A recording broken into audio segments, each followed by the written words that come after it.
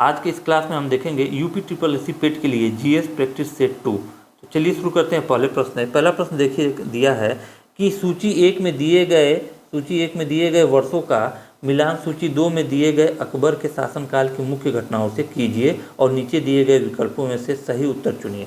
तो चलिए हम देखते हैं 1564। तो 1564 में क्या हुआ था, जजिया का उन्मूलन हुआ था। 1564 में क्या हुआ था, जजिया का उन्मूलन यानी जजिया कर को समाप्त किया था अकबर ने। तो एक का हो जाएगा आपका सी। और जजिया क्या था, तो जजिया कर जो था गैर मुस्लिमों पर लगने वाला धार्मिक कर था एक प्रकार का। आगे बात करें 1575 ईस्वी की, तो 1575 ईस्वी में इबादत खाने की स्थापना हुई। किसकी स्थापना हुई थी 1575 में? इबादत खाने की, यानी कि 2 का क्या हो जाएगा आपका डी। इबादत खाना क्या था, इबादत खाना एक प्रकार का प्रार्थना घर या पूजा गृह कह सकते हैं, ठीक है। तो इबादत खाना एक प्रकार का जो पूजा गृह कह सकते हैं, जहाँ पे लोग पूजा अर्चना या इबादत करते थे, जाके प्रार्थना करते थे। तो इबादत खाना की स्थापना हुआ था 1575 ईस्वी में। बात करें 1579 की, तो 1579 में मजहर की उद्घोषणा। तो मजहर यानी कि 3 का आपका क्या हो जाएगा बी। अच्छा, मजहर की उद्घोषणा क्या थे? मजहर की उद्घोषणा में कहा गया था अगर किसी प्रकार का धार्मिक वाद विवाद होता है तो इसमें जो शासक है या सम्राट का जो निर्णय होगा वह सर्वमान्य होगा, सर्वोपरि होगा, ठीक है। यानी कि जो अकबर का जो निर्णय होगा वह सर्वमान्य होगा। तो मजहर की उद्घोषणा हुआ था 1579 में। बात करें 1582 में, तो 1582 में 10 साला सिस्टम, ठीक है, 10 साला सिस्टम अस्तित्व में आया। 10 साला सिस्टम क्या था कि जो अकबर के जो वित्त मंत्री थे राजा टोडरमल, उन्होंने इस सिस्टम को मतलब अस्तित्व में लाया था 10 साला सिस्टम। इसमें क्या होता था, यह एक प्रकार की राजस्व वसूली था, ठीक है, राजस्व वसूली करने का एक सिस्टम था 10 साला सिस्टम। तो अगर हम कूट को देखें तो पहले का सी सिर्फ एक ही ऑप्शन में, ऑप्शन सी में इसलिए करेक्ट होगा। पहले का सी, दूसरे का डी, तीसरे का बी और चौथे का है। तो करेक्ट ऑप्शन आपका सी होगा। चलिए अगला प्रश्न देखते हैं। किसने एक तरफ संस्कृत, ठीक है, मुद्रा लेख के साथ चांदी के सिक्के निर्गत किए, ठीक है। अब चांदी के सिक्के निर्गत किए थे और एक तरफ क्या था, संस्कृत मुद्रा लेख था। तो महमूद गजनवी ने अपने सिक्कों पर एक और कलमा का संस्कृत में अनुवाद करवाया था, ठीक है, कलमा, ठीक है।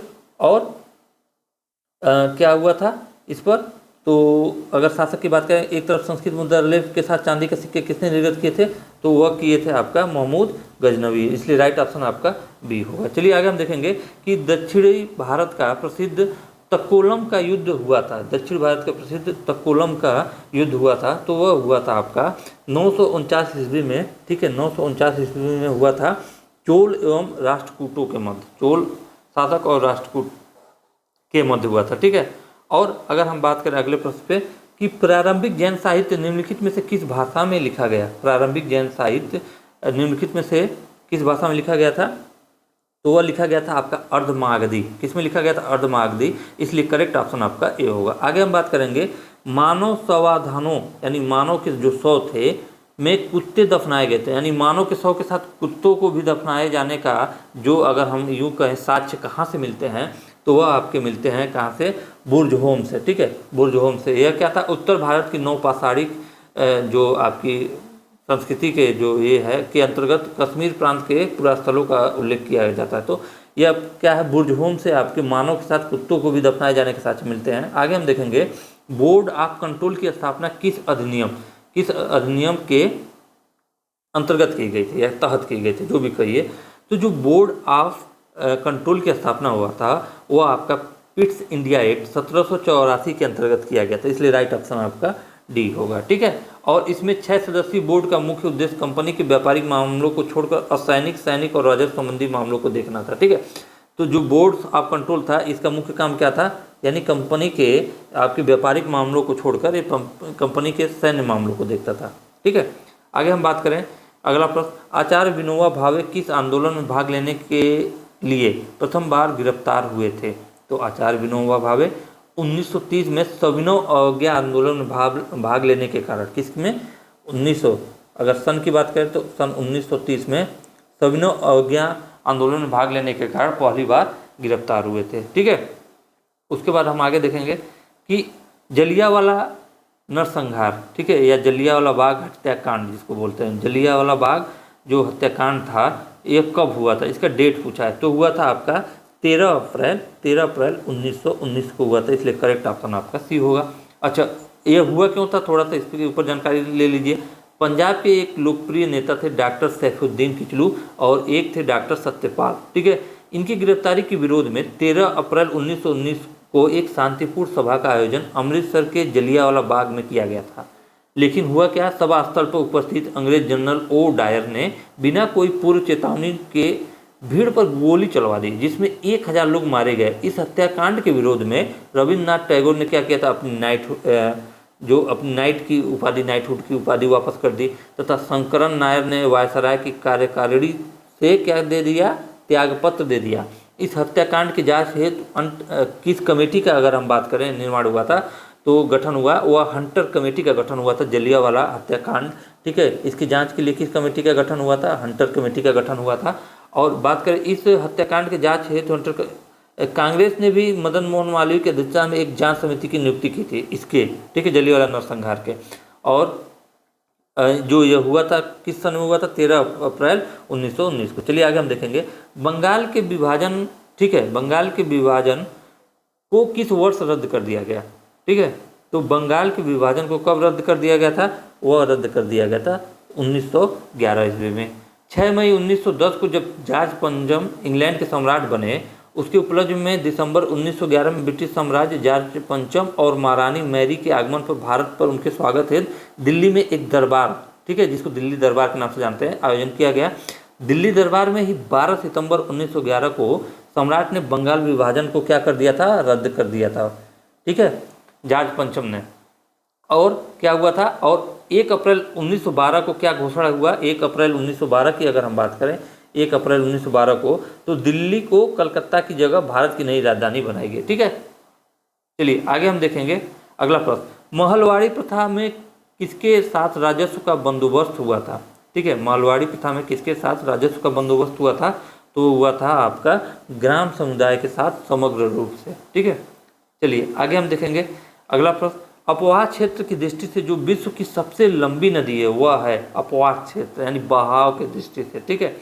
तो कौन सी है, वह है आपकी अमेजन नदी, ठीक है। राइट ऑप्शन आपका बी होगा। और अगर लंबी नदी उसके बाद है, ठीक है, लंबाई के हिसाब से या बहाव के हिसाब से हो गया या अपवाह के हिसाब से, और यह लंबाई के हिसाब से तो हो पूछे तो हो जाएगा नील नदी, ठीक है। और उस तरफ पूछे अपवाह के क्षेत्र की दृष्टि से या जो अगर हम पानी के अगर आयतन की दृष्टि से देखेंगे तो अमेजन नदी। आगे देखेंगे प्रधान यामोत्तर ध्रुव वृत्ति तथा विषुवत भूमध्य रेखा का प्रतिच्छेदन बिंदु अवस्थित है, कहाँ पर एक दूसरे को एक काटते हैं, तो यह जो स्थित है अंध महासागर में, कहाँ स्थित है, अंध महासागर में, ठीक है, स्थित है, जिसको हम अटलांटिक महासागर भी बोलते हैं। अब आगे हम देखेंगे तमिलनाडु में मानसून के सामान्य महीने कौन से हैं। अब एक चीज़ जानिएगा, जो तमिलनाडु में बारिश होती है वह लौटते हुए मानसून से होती है। कैसे होती है, लौटते हुए मानसून से। और मानसून अगर हम बात करें पूरे भारत में कब आता है, वह जून के महीने में आता है। तो केरल से शुरू होता है मानसून, लेकिन लौटता हुआ मानसून आपका नवंबर दिसंबर में आता है। तो लौटते हुए मानसून के द्वारा जब बारिश होगी तो तमिलनाडु में जो मानसून के समान महीने कौन से होते हैं, नवंबर और दिसंबर, क्योंकि यह आपका वृक्ष छाया प्रदेश में पड़ जाता है। आगे हम बात करेंगे अगला प्रश्न देखिए कि दिया है निम्नलिखित राज्यों में से कौन से उत्तर प्रदेश के सीमावर्ती हैं, ठीक है, उत्तर प्रदेश के सीमावर्ती हैं। तो चलिए हम देखते हैं, इसमें दिया है आपका यहाँ पर कि पंजाब, तो पंजाब उत्तर प्रदेश का सीमावर्ती नहीं है, कैंसिल हो गया। उसके बाद देखेंगे राजस्थान है, छत्तीसगढ़ है, झारखंड है, तो आप करेक्ट ऑप्शन होगा आपका बी, 2, 3 और 4। अगला प्रश्न देखिए, वर्ष 2001-2011 की अवधि में उत्तर प्रदेश की दशकीय जनसंख्या वृद्धि दर रही है, ठीक है, कितनी रही है, वह रही है आपकी 20.09%, इसलिए राइट ऑप्शन आपका बी होगा। अगला प्रश्न देखते हैं कि विशेष आर्थिक क्षेत्र नीति घोषित की गई थी, विशेष आर्थिक क्षेत्र नीति जो थी, यानी SEZ,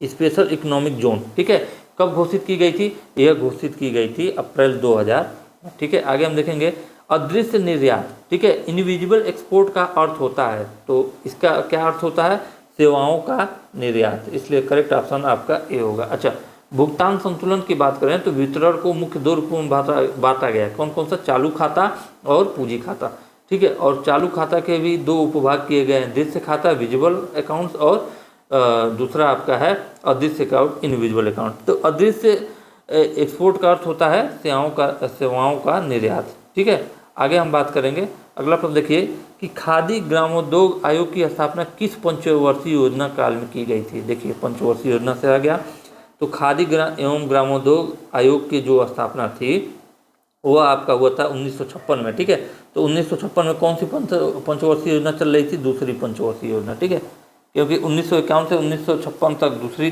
मतलब पहली थी, उसके बाद 1956 से 1961 तक आपकी दूसरी। तो यह दूसरी के ठीक है दूसरी पंचवर्षीय योजना के तहत ठीक है भारत सरकार ने इसको स्थापित किया था। गिल्ट एज्ड बाजार किससे संबंधित है? गिल्ट एज्ड बाजार किससे संबंधित है? तो यह आपका संबंधित है गिल्ट एज्ड बाजार सरकारी प्रतिभूतियों के व्यापार से। किससे? सरकारी प्रतिभूतियों के व्यापार से। यह होता क्या है गिल्ट एज्ड बाजार? इसका संबंध जो होता है कम जोखिम वाले प्रतिभूतियों से होता है। इनमें सरकारी प्रतिभूतियों को शामिल किया जाता है।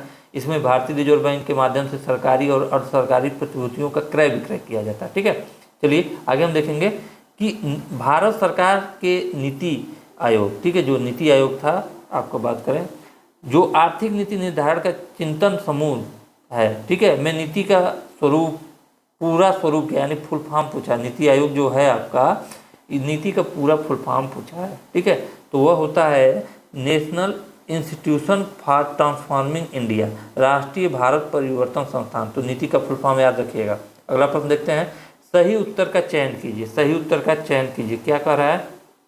सही उत्तर का चयन कीजिए। इसमें हम देखेंगे कह रहा है कि सभी व्यक्ति पंचायती राज्य के सदस्य बन सकते हैं। दिया है सभी व्यक्ति पंचायती राज के सदस्य बन सकते हैं, गलत बात है। वह व्यक्ति जो राज्य विधानसभा का सदस्य होने की योग्यता न रखता हो पंचायती राज्य का सदस्य बन सकता है? नहीं बन सकता है। उसके बाद हम बात करते हैं 25 वर्ष की आयु वाले व्यक्ति ही पंचायती राज की सदस्यता के लिए अर्ह हैं। यह गलत है भाई, 25 वर्ष के लिए थोड़ी, तो 21 वर्ष पे हो जाता है। उसके बाद हम बात करते हैं वे सभी लोग जो 21 वर्ष की आयु पूरी कर चुके हैं तथा राज्य विधानसभा के सदस्य चुने जाने की योग्यता रखते हो पंचायती राज की सदस्यता के लिए क्या है अर्हता रखते हैं या योग्य हैं? तो हाँ वो योग्य है, इसलिए करेक्ट ऑप्शन आपका डी होगा। कोई विधेयक धन विधेयक है या नहीं, इसका विनिश्चय निम्न में से कौन करता है? ठीक है, कौन करता है?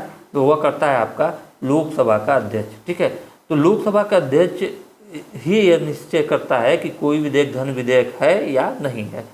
प्रश्न देखें, अगला प्रश्न दिया है कि बिना अनुमति के कितने दिन संसद से अनुपस्थित रहने पर किसी सांसद को अयोग्य घोषित किया जा सकता है? ठीक है, तो कितने दिन?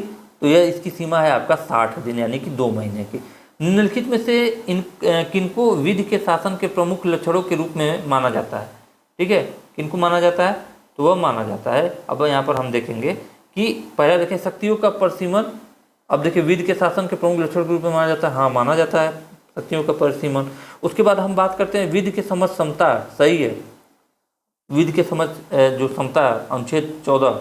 उसके बाद हम बात करते हैं सरकार के प्रति जन उत्तरदायित्व, यह गलत है।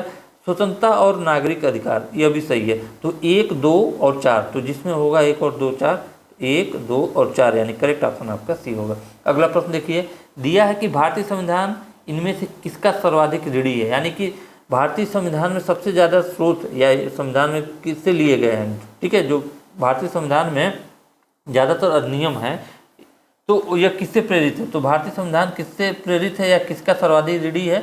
तो वह है आपका भारत शासन अधिनियम, यानी कि सर्वाधिक प्रभाव किसका था भारतीय संविधान पे? भारत शासन अधिनियम 1935 का, इसलिए करेक्ट ऑप्शन आपका सी होगा। रक्त होता है ब्लड, ठीक है, ब्लड क्या है? तो रक्त क्या होता है? रक्त एक प्रकार का सरल संयोजी ऊतक है, तरल संयोजी ऊतक। ठीक है, रक्त क्या है? एक प्रकार का तरल संयोजी ऊतक। तरल संयोजी ऊतक लिक्विड कनेक्टिव टिश्यू जिसको बोलते हैं, इसलिए करेक्ट ऑप्शन आपका ये होगा। निम्नलिखित जंतुओं में से किसमें 3 प्रकोष्ठ वाला हृदय होता है? 3 प्रकोष्ठ वाला हृदय किसमें होता है? तो वह होता है आपका मेढक में। मेढक अगर वर्ग पूछे तो एम्फीबिया वर्ग का प्राणी है। और अब आगे हम बात करते हैं कि भारी जल है, तो भारी जल को देखिएगा ड्यूटेरियम ऑक्साइड भी बोलते हैं, और इसका अगर हम केमिकल सूत्र लिखें, केमिकल फार्मूला, तो D2O होता है। तो भारी जल क्या होता है? भारी जल एक प्रकार का क्या होता है? भारी जल जो है एक प्रकार का मंदक होता है। ठीक है, इसलिए करेक्ट ऑप्शन आपका बी होगा। आगे हम देखेंगे घरेलू बिजली के तार, ठीक है, आधार रूप में कैसे हैं? घरेलू बिजली के तार आधार रूप में कैसे हैं, तो वह जो होते हैं इनका जो घरेलू बिजली के तार होते हैं इनका जो संयोजन होता है, इनको संयोजन समांतर क्रम में होता है, ठीक है। तो समानांतर संयोजन होता है इनका, ठीक है। अच्छा, समानांतर संयोजन से क्या फायदा होता है, इससे प्रत्येक प्रतिरोध पर विभवांतर समान होता है तथा साथ में समांतर क्रम संयोजन से न्यूनतम प्रतिरोध प्राप्त किया जाता है। आगे हम देखेंगे आज का लास्ट प्रश्न, डेसिबल किसे नापने के लिए प्रयोग में लाया जाता है। डेसिबल, तो डेसिबल किसको नापने के लिए, खून में हीमोग्लोबिन नहीं, पेशाब में शक्कर नहीं, वातावरण में ध्वनि हाँ, ठीक है। तो डेसिबल किसे नापने के लिए प्रयोग में लाया जाता है, वातावरण में ध्वनि को। तो आज का क्लास यहीं समाप्त होता है। फिर मिलेंगे अगले वीडियो में जीएस प्रैक्टिस सेट 3 के साथ। तब तक के लिए जय हिंद, जय भारत।